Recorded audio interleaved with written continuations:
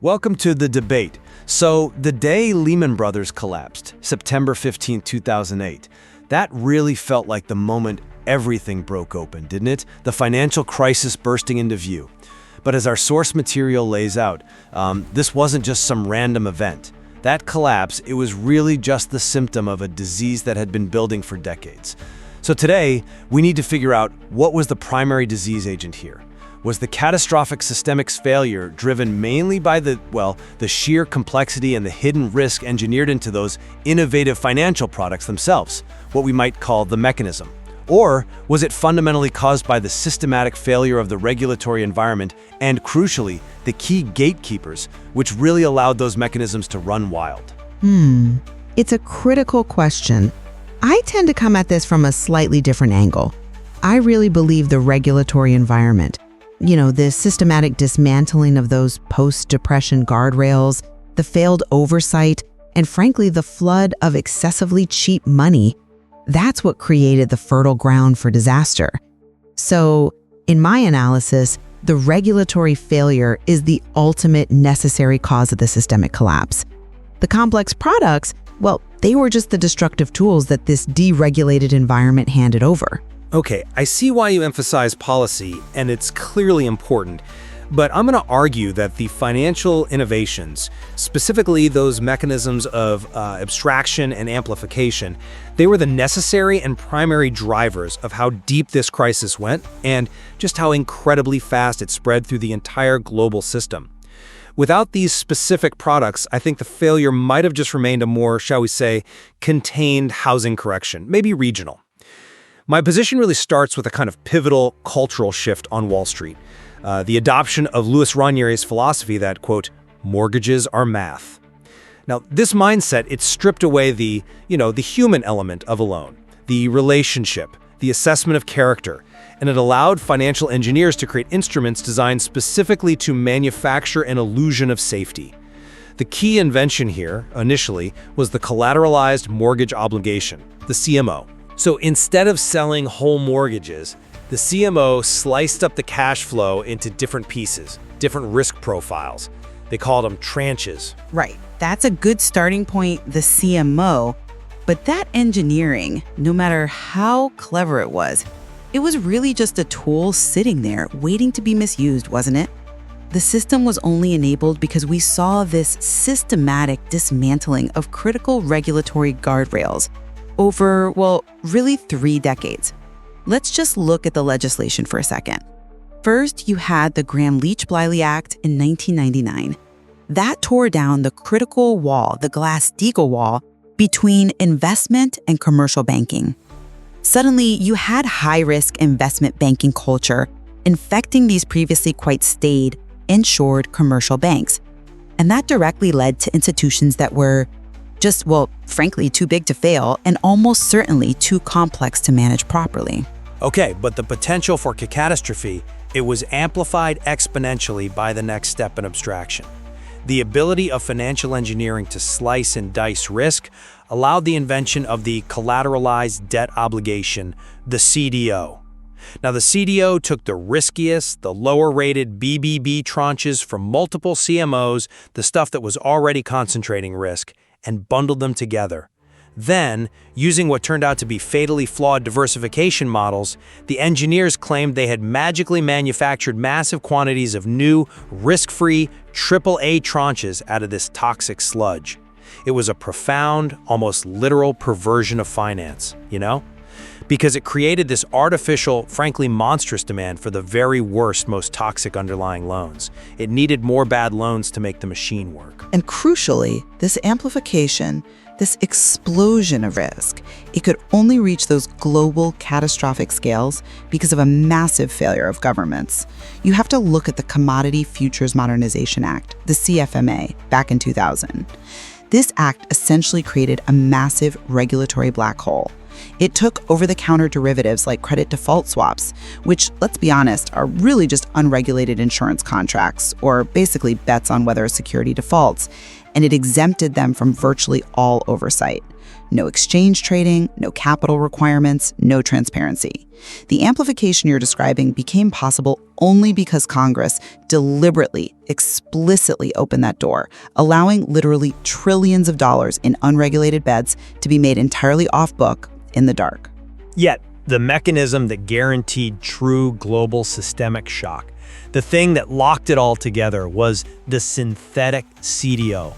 Now, this instrument was composed entirely of those unregulated CDSs. It held no actual underlying mortgage bonds at all. Think about that for a second. It was a bet placed on another bet composed entirely of, well, air.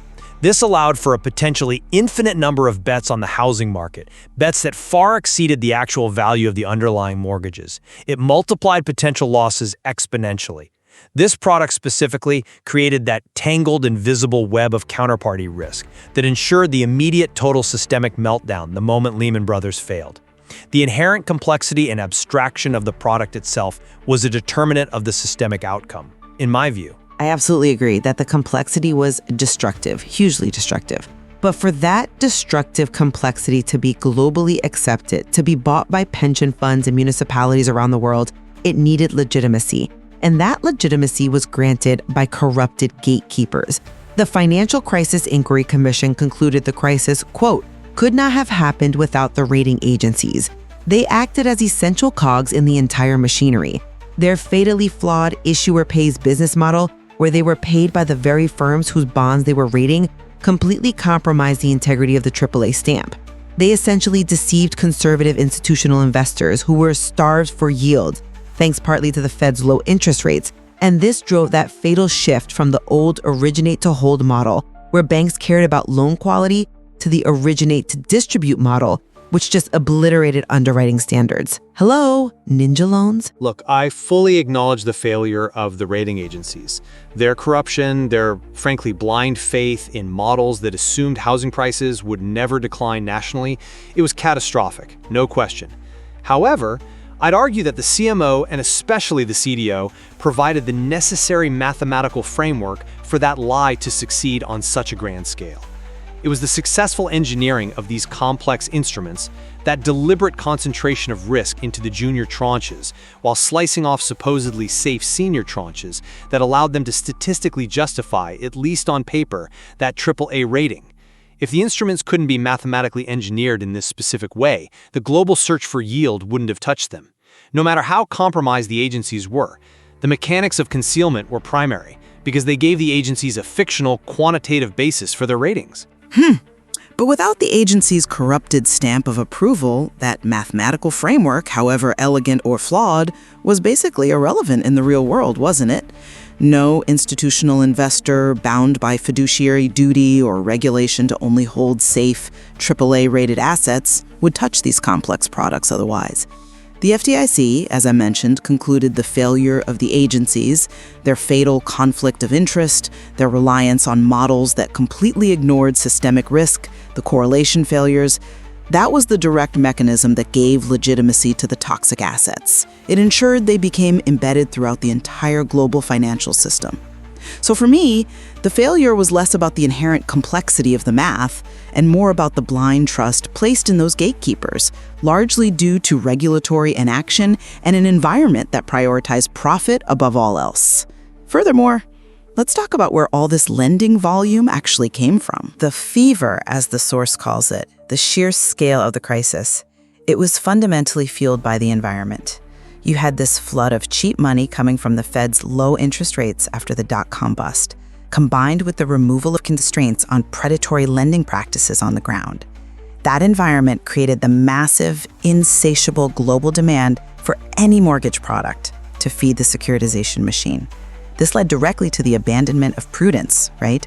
It gave rise to those predatory practices aimed purely at generating the maximum raw material, things like stated income loans, no-doc loans, the infamous ninja loans, no income, no job, or assets. The recklessness originated in the deregulated environment and the intense pressure from all that cheap capital sloshing around. Okay, I see why you point to that external pressure, the cheap money, as the ultimate source. But I think the CDO ultimately became the engine that powered and critically sustained the supply chain. It converted that raw volume into seemingly endless demand. See, early on, those riskiest tranches, the BBBs from the CMOs, they actually became difficult to sell to standard investors. People were starting to get wary. But instead of stopping the process, investment banks used CDOs to create an artificial buyer for this toxic waste. They bought the BBBs themselves and repackaged them. This created a terrible, perverse feedback loop of self-generated demand. And this demand actively incentivized the mortgage originators down the chain to abandon all standards because they knew the investment bank at the end would always buy whatever they produced, no matter how terrible the quality actually was. The product structure itself created the perpetual motion machine, not entirely the external environment. I'm sorry, but I just don't quite buy that the demand was purely artificial or self-generated to that extent. The sheer volume required to crash the entire global system, we're talking trillions of dollars, that had to come from somewhere real. It came from the regulatory freedom to lend recklessly on an unprecedented scale, combined with that global search for yield you mentioned, driven by Alan Greenspan's low interest rates, the so-called Greenspan put. The CDO, in this view, was merely the sophisticated plumbing that moved the sewage around the world. The sewage itself, the bad loans, was created by deregulation on the ground, allowing lenders to hand out those terrible loans with minimal oversight or skin in the game. But let's return to the amplification of risk for a moment, because this really explains the severity, the sudden cardiac arrest of the system's true systemic reach, its global connectivity. That was achieved primarily by the synthetic CDO and the massive proliferation of unregulated CDS. When policymakers made that fateful decision to let Lehman fail, it turned out to be a catastrophic miscalculation precisely because they failed to grasp its central role as a counterparty in this vast, opaque, unmapped web of derivatives.